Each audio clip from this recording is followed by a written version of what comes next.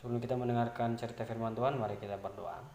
Terpujilah nama Tuhan, termuliakan Engkau Tuhan, ditinggikan namamu pada hari ini. Kami bisa bersama-sama kembali merenungkan firman Tuhan melalui sekolah minggu kami. Kami berdoa, biarlah pimpinan Tuhan yang memimpin kami. Kiranya apa yang kami pelajari hari ini dapat menguatkan dan meneguhkan iman kami. Berkati kami semua, kami siap dan menyambut firman-Mu Tuhan. Di dalam namamu kami berdoa dan mengucap syukur. Haleluya. Amin. Salam teman-teman semua. Pada saat ini kita kembali merenungkan dan kembali belajar firman Tuhan dalam sekolah minggu kita. Meskipun pada saat ini kita tak bisa bertatap muka, tetapi kita percaya bahwa Tuhan bekerja untuk kita semua. Saya rasa dan kita rasa semua bahwa dalam situasi yang menyedihkan saat ini bagi bangsa kita, tidak perlu kita khawatir dan tidak perlu kita takut karena kita punya Allah yang hebat. Dan saat ini saya akan memberikan tema buat pelajaran kita hari ini adalah tak perlu putus asa. Tuhan menyediakan jalan dari masalah yang dialami. Kita bisa melihat di dalam Keluaran pasal 14 ayat 1 sampai dengan ke-31. Sekali lagi saya katakan di dalam kitab Keluaran pasal 14 ayat yang pertama sampai dengan yang ke-31. Dari keseluruhan itu kita bisa melihat bahwa orang Israel yang keluar dari tanah Mesir, yaitu dipimpin oleh Musa, hamba Allah sendiri yang maha tinggi. Mereka keluar dari tanah Mesir oleh karena kekuatan Allah yang memampukan mereka, sehingga mereka bisa keluar dari tanah perbudakan. Orang Israel semasa di tanah Mesir, mereka melakukan pekerjaan yang sangat berat.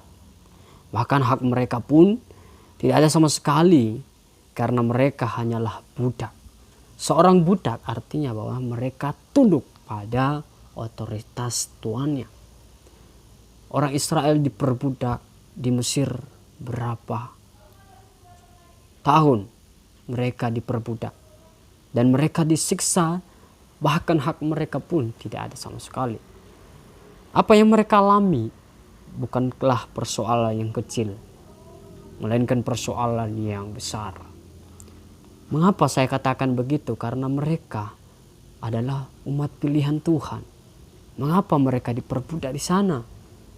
Karena mereka telah memberontak terhadap Tuhan.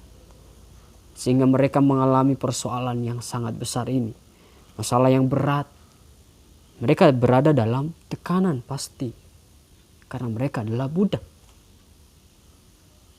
Mungkin mereka juga disiksa, ditendang, jika pekerjaan mereka tidak benar. Dalam tekanan yang mereka alami, ada dalam diri mereka, disitulah mereka menyalahkan Tuhan dan tidak mau memanggil Tuhan. Bahkan berseru di hadapan Tuhan pun jarang mereka berseru karena mereka berada di dalam kesengsaraan dan tekanan. Tetapi ketika mereka berseru, pada waktu mereka tidak bisa lagi bertahan dan tidak bisa menahan derita yang mereka alami, dan mereka berseru dengan menangis dan nyaring di hadapan Tuhan, maka doa mereka tersampaikanlah itu kepada Tuhan. Tuhan mendengarkan mereka sehingga Ia mengutus Musa untuk melepaskan mereka dari masalah yang sangat besar itu. Apakah kehadiran Musa dapat mempermudah suasana supaya mereka bisa terlepas dari tekanan dari perbudakan tersebut? No, tidak. Malah semakin berat. Masalah yang mereka alami sebelumnya lebih berat dari masalah yang akan segera mereka hadapi. Allah semakin mengeraskan hati Firaun dengan bertindak sangat keras kepada orang Israel. Mengapa Allah melakukan hal itu? Mengapa Allah tidak langsung saja melepaskan orang Israel? Karena dia kan Tuhan. Dengan melembutkan hati Firaun dan orang Mesir. Mengapa harus Allah mengeraskan hati Firaun supaya mereka tidak dibebaskan dari perbudakan tersebut?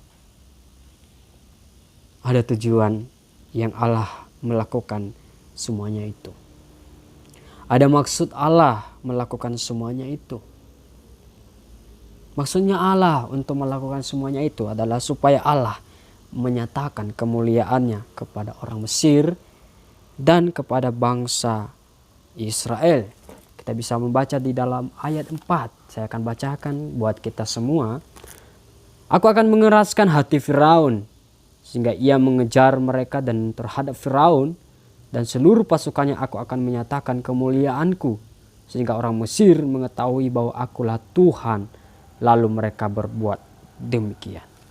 Teman-teman, ia mengeraskan hati Firaun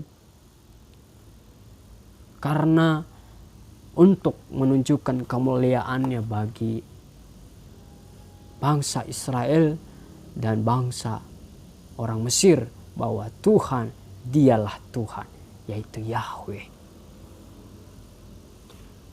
Allah menyatakan kemuliaannya supaya mereka mengetahui bahwa ia adalah Tuhan. Di ayat 18 dijelaskan di situ bahwa maka orang Mesir akan mengetahui bahwa akulah Tuhan apabila aku memperlihatkan kemuliaanku terhadap Firaun, keretanya dan orang yang berkuda. Jadi Allah melakukan semua ini supaya dinyatakan kemuliaannya, dinyatakan bahwa dia adalah Allah, bahwa dia adalah Tuhan segala Tuhan.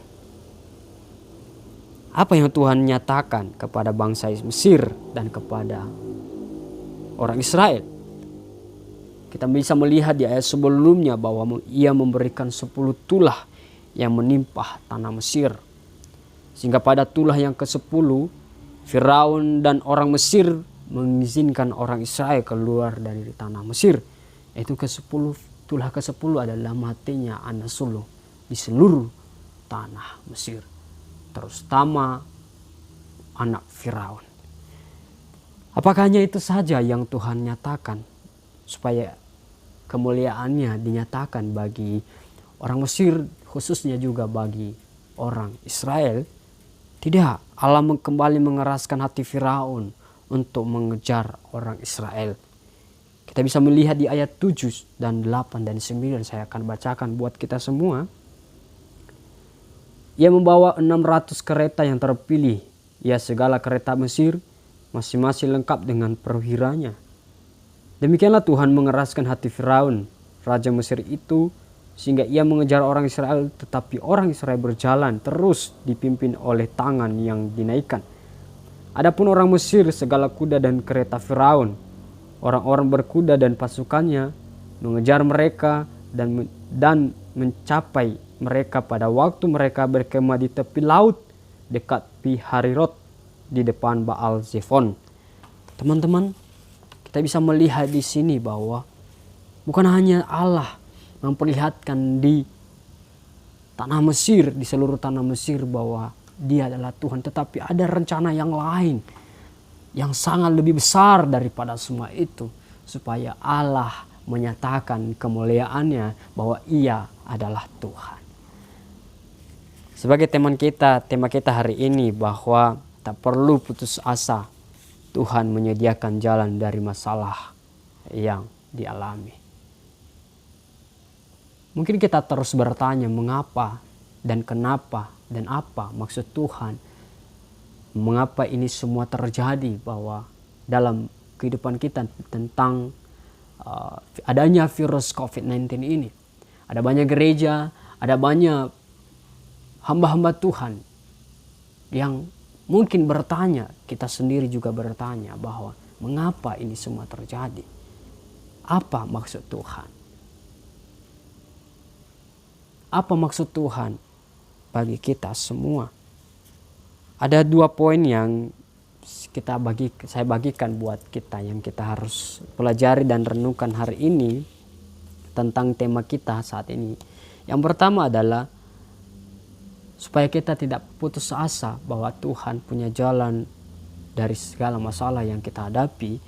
Yang pertama adalah pandanglah Tuhan, jangan pandang masalah yang Anda alami saat ini.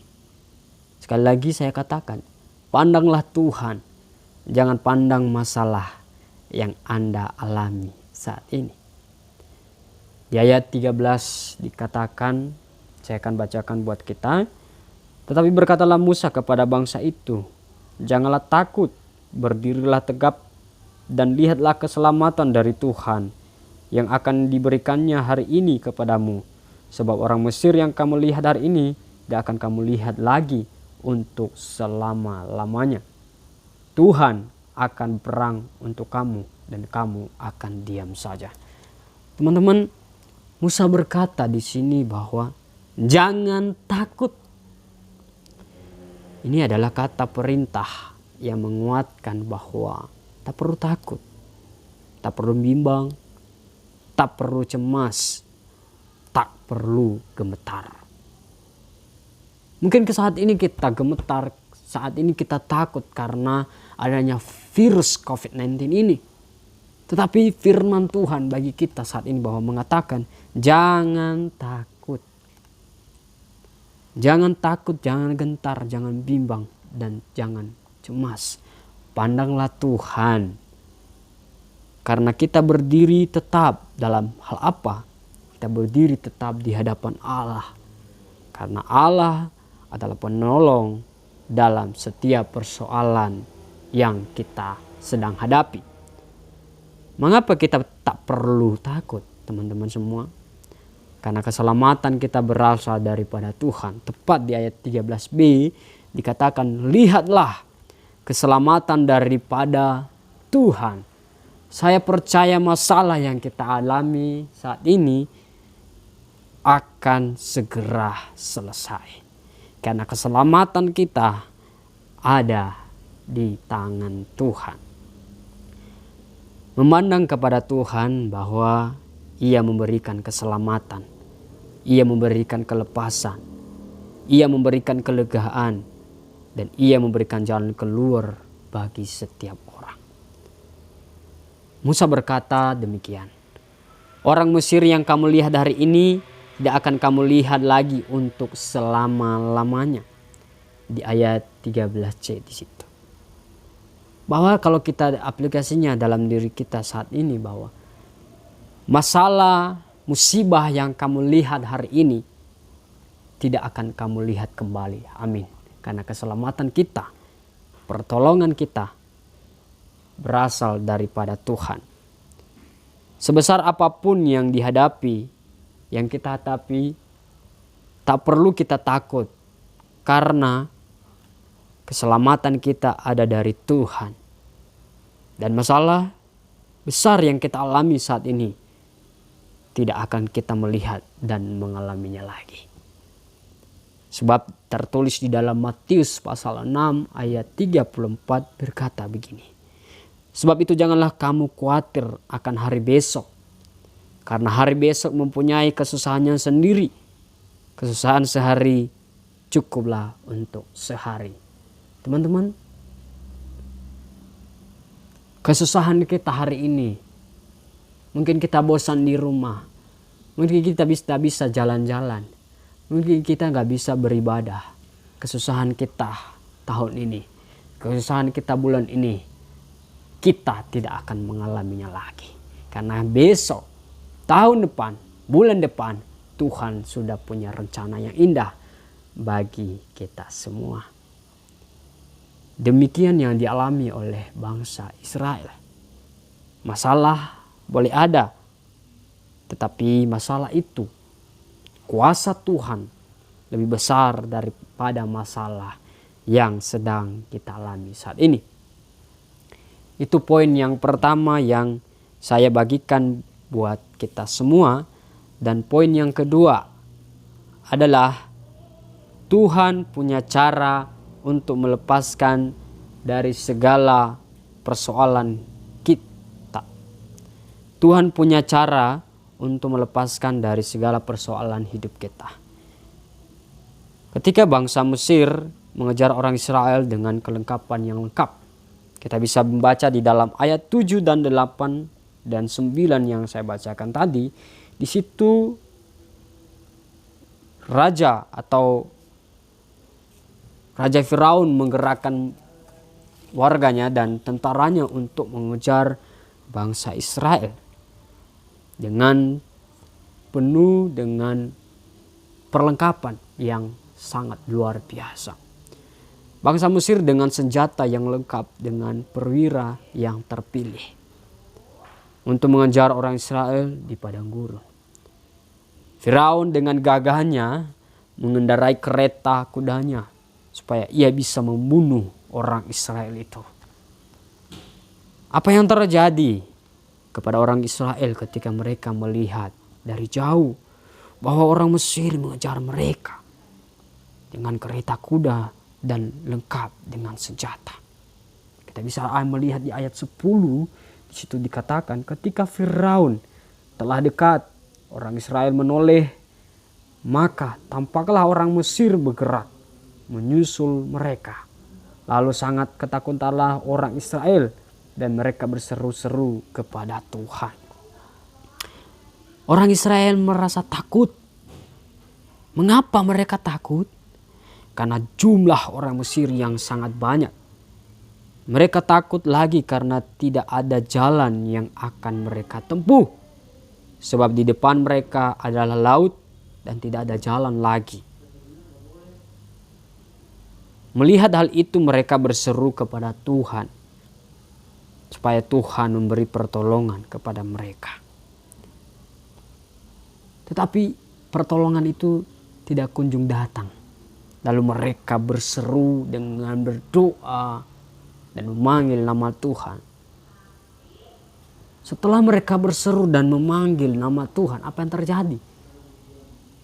Malah mereka bersungut-sungut kepada Musa dengan berkata, di ayat 11, 12 saya bacakan buat kita. Dan mereka berkata kepada Musa, apakah karena tidak ada kuburan di Mesir, maka engkau membawa kami untuk mati di padang gurun ini? Apakah yang kau perbuat ini terhadap kami dengan membawa kami keluar dari Mesir? Bukankah ini telah kami katakan kepadamu di Mesir? Janganlah mengganggu kami dan biarlah kami bekerja pada orang Mesir. Sebab lebih baik bagi kami untuk bekerja pada orang Mesir daripada mati di padang gurun ini. Teman-teman, mereka yang tadinya berseru, memanggil nama Tuhan, tiba-tiba berubah oleh karena melihat masalah yang berat ini.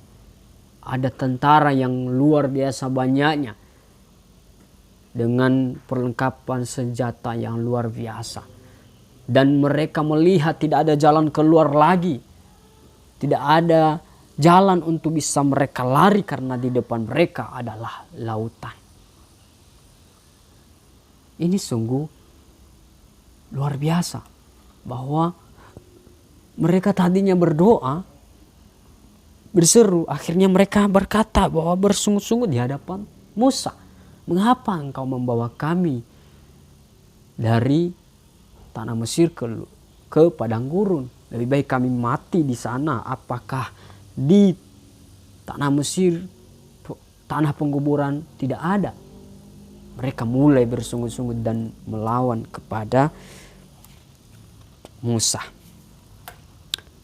Dalam situasi yang mendesak yang mereka alami, pasti tertutup pikiran dan muncul keputusasaan dalam diri mereka. Sebab pikir mereka tidak akan ada jalan untuk mereka bisa lari dari orang Mesir yang sedang mengejar mereka. Mungkin saat ini kita juga berkata begitu. Mungkin saat ini kita juga berkata bahwa tidak mungkin kita lepas. Tidak mungkin ini akan cepat berlalu. Kita lupa ada Tuhanlah yang penyelamat kita. Mereka juga lupa, orang Israel lupa bahwa Tuhan di pihak mereka yang mampu melepaskan dan memberikan jalan keluar dari persoalan yang sedang mereka hadapi saat itu. Mereka melupakan hal itu.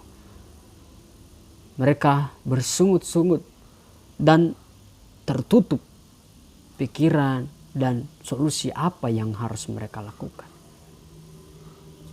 Tidak kalah dengan kita saat ini.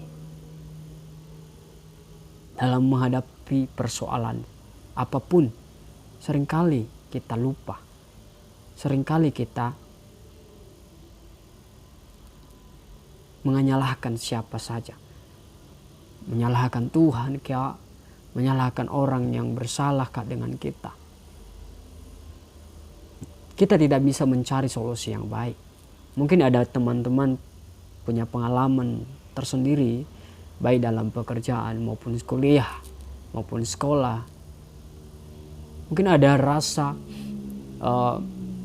kecewa terhadap teman-teman, ada rasa ketika ada masalah adanya tidak ada jalannya keluar untuk bisa menyelesaikan masalah itu. Tetapi jangan pernah lupa bahwa kita punya Tuhan yang hebat. Kita punya Tuhan sang penyelamat hidup kita. Orang Israel melupakan bahwa sesungguhnya Tuhan di pihak mereka. Sudah berulang kali dikatakan oleh Musa bahwa jangan takut, berdiri tegaklah dan lihatlah keselamatan daripada Tuhan. Karena bukan kamu yang melawan, yang berperang, melainkan Tuhanlah yang berperang. Masalah kita, serahkan semua dalam rencana Tuhan. Tuhan punya jalan keluar bagi segala persoalan yang kita hadapi. Kita bisa melihat bahwa apa pertolongan Tuhan yang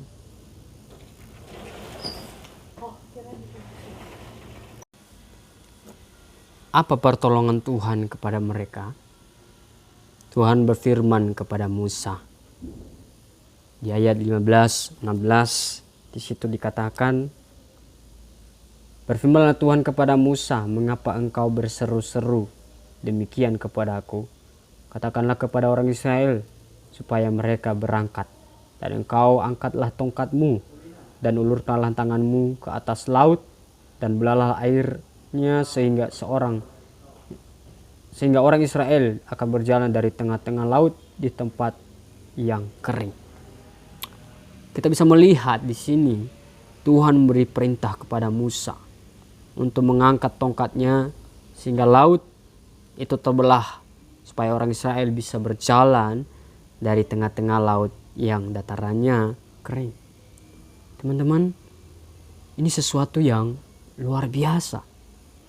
Ini sesuatu yang di luar pikiran manusia. Ini sesuatu yang tidak mustahil, tidak mungkin, tidak bisa di luar nalar manusia.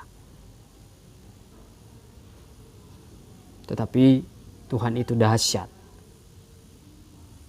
Tuhan bisa membuat suasana yang menyedihkan menjadi sukacita. Sesuatu yang tidak mungkin bagi orang Israel untuk bisa lolos dari kejaran orang Mesir. Dari situlah kita bisa melihat bahwa manusia mungkin sudah menyerah dan pasrah, putus asa dengan persoalan hidup yang dialami. Tuhan punya jalan keluar. Tuhan sanggup memberikan kelegaan bagi kita semua. Kita baca nanti di dalam 1 Korintus pasal yang ke-10 ayatnya yang ke-13b. Selanjutnya kita bisa melihat juga bahwa bangsa Israel bisa melewati tengah-tengah laut tanpa mereka basah sedikit pun. Karena tanahnya sudah kering. Alkitab berkata bahwa sedang kiri dan di kanan mereka air itu sebagai tembok bagi mereka. Di ayat 22b. Jadi teman-teman, dalam situasi yang kita hadapi saat ini, banyak persoalan, masalah yang menimpa kita. Mungkin ada rasa putus asa dengan peristiwa yang sedang terjadi saat ini. Bukan hanya dalam hal peristiwa ini, melainkan dalam hal sekolah kita, melainkan dalam perkuliahan kita, mungkin dalam pekerjaan kita ada putus asa menghadapi persoalan, masalah demi masalah yang terus menimpa kita. Mungkin kita hampir menyerah dan bosan dengan situasi yang kita alami.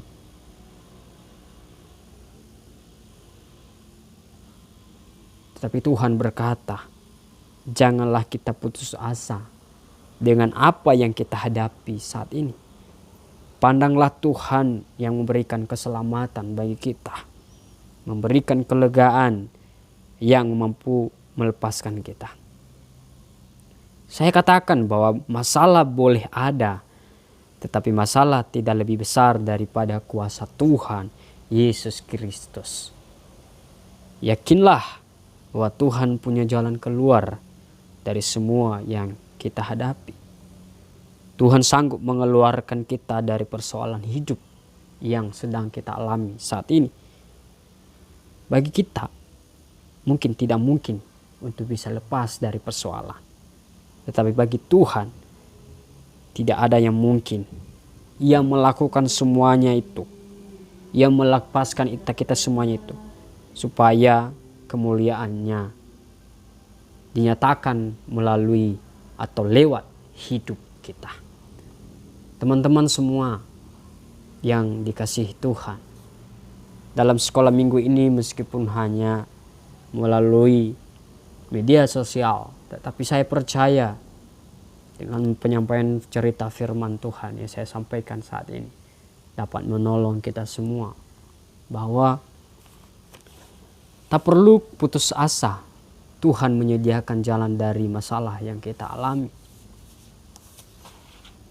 Pandanglah Tuhan, jangan pandang masalah yang Anda alami saat ini. Tuhan punya cara untuk melepaskan dari segala persoalan hidup kita. Masalah boleh ada, tetapi masalah itu tidak lebih besar daripada kuasa Tuhan. Biarlah firman Tuhan ini, cerita firman Tuhan ini dapat memberkati kita semua. Terima kasih.